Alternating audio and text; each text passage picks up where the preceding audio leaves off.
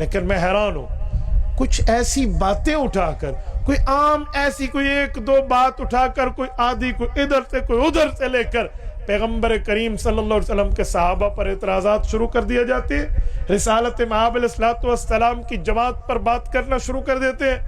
اور کہاں ظلم تو یہ ہوتا ہے کہ پیغمبر کی جماعت میں اہل بیت کو آدھا آدھا کر دیا جاتا ہے. میں ایک جملہ کہتا ہوں سمجھنے کے لیے, اہل بیت کا کیا معنی ہے؟ یہ دو لفظ ہیں, ایک لفظ اہل, ایک لفظ بیت. ان کا الگ الگ ترجمہ لکھ لیں, مطلب سمجھ آ جائے گا. دنیا میں کئی جگہ ہم اہل کا لفظ بولتے ہیں, اہل تاریخ, اہل تفسیر, اہل قلم, اہل عقل, اہل رائے, اہل علاقہ, اہل محلہ. کہتے ہیں نہیں کہتے؟ کیا معنی ہوتا ہے اہل تفسیر؟ کیا معنی؟ تفسیر والے. اہل تاریخ, تاریخ والے ہے یا نہیں ہے؟ اہل قلم, صحافی, قلم والے. اہل علاقہ, رہنے والے. تو اہل بیت کیا معنی؟ گھر والے. ترجمہ تو کر لو, اہل بیت گھر والے, لیکن ترجمہ پورا نہیں کرتے. گھر والے کا جو لفظ ہے, اگر بندہ کوارا ہو تو ماں بھی گھر والوں میں شامل, بہن بھی گھر والوں میں شامل, باقی بھی گھر والوں میں شامل. اگر بندہ شادی شدہ ہو, ماں بہن بھی شامل, بیوی بھی شامل. یہ نہیں دیکھا جاتا.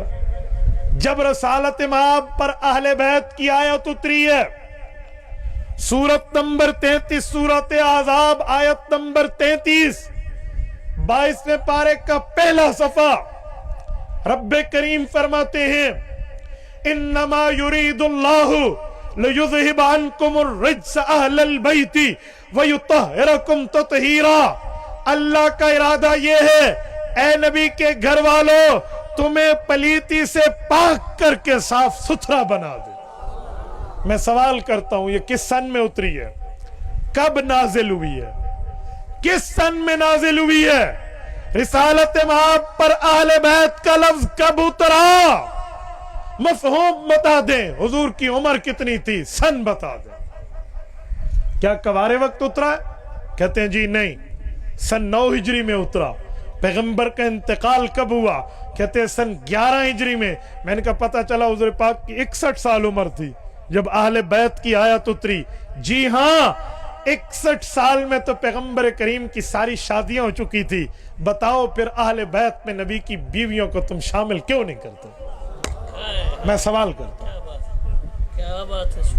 پیغمبر کریم کی اہل بیت, شادی شدہ آدمی کہے میرے ساتھ گھر والے ہیں, مطلب کیا ہوتا ہے؟ بیوی نہیں ہے یار. کوارا کہنا میرے ساتھ گھر والے ہیں تو بہن ہے یا اماں ہے, اوکے. لیکن ایک شادی شدہ کے لیے اہل بیت ہو تو کیا مانا؟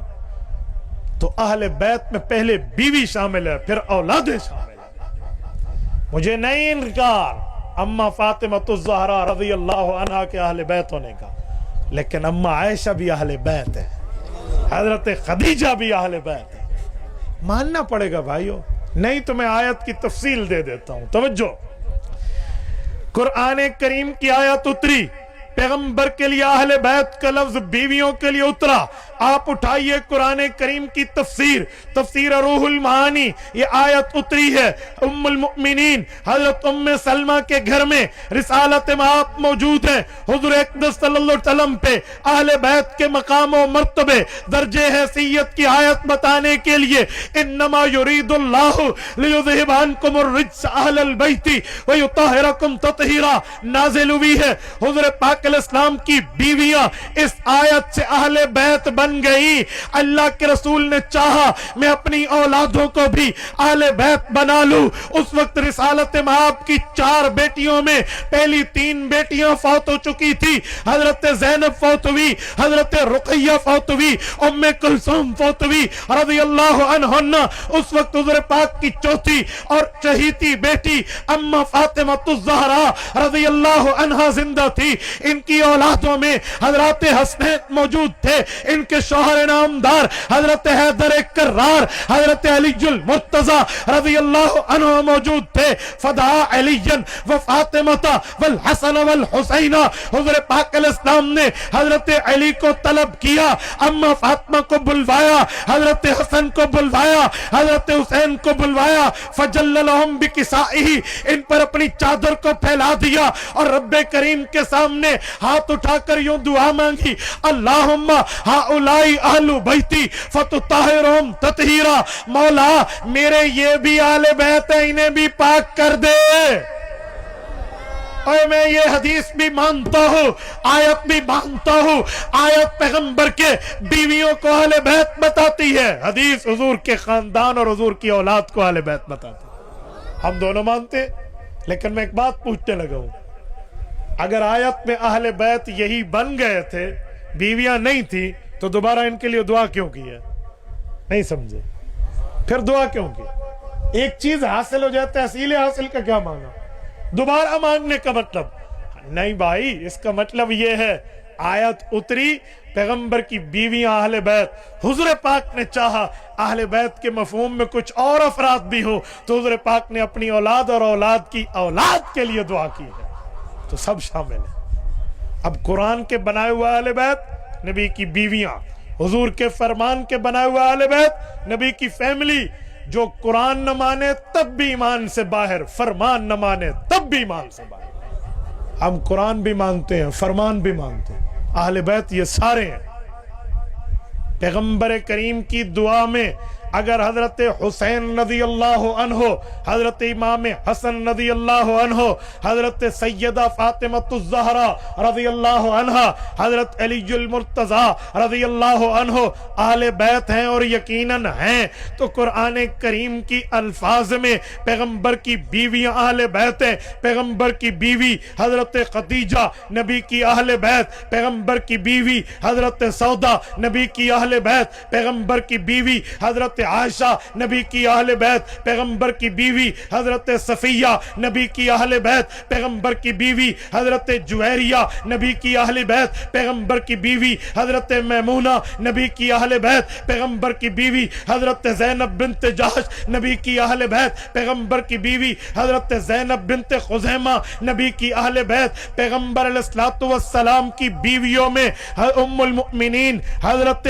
حفصہ پیغمبر کریم کی اہل بیت, پیغمبر کریم کے اہل بیت میں پیغمبر کی بیویاں بھی شامل, پیغمبر کی اولاد بھی شامل, اولاد کی اولاد بھی شامل, سب شامل ہے. لیکن آج مفہوم یہ ہے, لوگ آدھی بات کرتے ہیں. اور بھائی آدھی بات نہ کرو. اگر قبر میں تمہیں روشنی چاہیے, قبر میں تمہیں سکون چاہیے, آخرت کی زندگی اچھی چاہیے, تو مکمل اہل بیت کی قدر کرو.